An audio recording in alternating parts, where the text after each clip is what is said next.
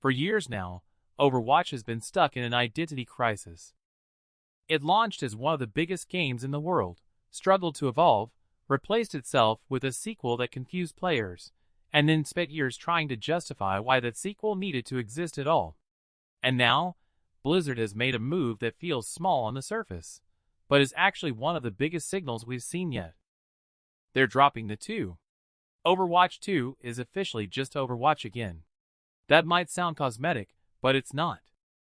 It's Blizzard quietly admitting that the sequel experiment didn't work the way they hoped, and that the future of the game isn't about starting over, but about rebuilding what was already there. The name change comes alongside something much bigger. Blizzard is treating 2026 as a full-scale reset year for Overwatch. Not a sequel. Not an expansion. A reset. Instead of scattered updates and disconnected seasons, Blizzard says the entire year will be built around a single evolving storyline. One that unfolds live inside the game, rather than being pushed into trailers, comics, or side modes most players never touch. Maps will change over time. Events will affect the world itself. And the story is designed to progress as players log in and play, not as something you watch from the outside. This is the first time Blizzard has committed to telling a beginning, middle, and end over the course of an entire year. And to make sure that reset actually feels different, Blizzard is making one of the boldest decisions in the game's history. They're flooding the game with new heroes. In 2026 alone, 10 new playable characters are being added to Overwatch. 5 of them are launching all at once when the new season begins on February 10th. For context, there have been years where Overwatch added only 1 or 2 heroes total.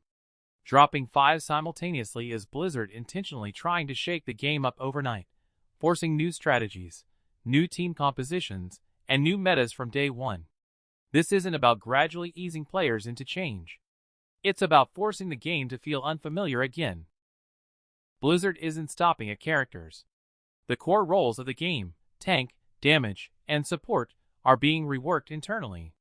Heroes are now grouped into subcategories that change how they behave passively in combat.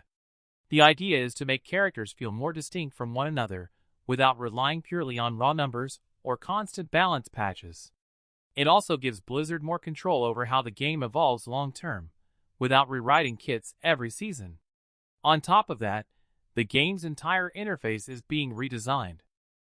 Menus, navigation, hero selection, and social features are all getting a visual overhaul, something Blizzard admits hasn't meaningfully changed in nearly a decade.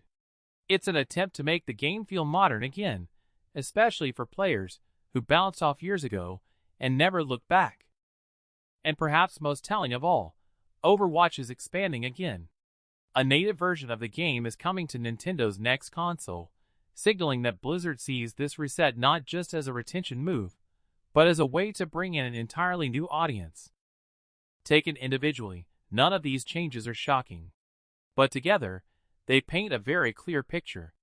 Blizzard isn't just updating Overwatch. They're trying to redefine what it is. Dropping the 2 isn't nostalgia. It's damage control. And 2026 feels less like a celebration year, and more like Blizzard saying, this is our last real chance to get this right. Whether this relaunch works is still an open question.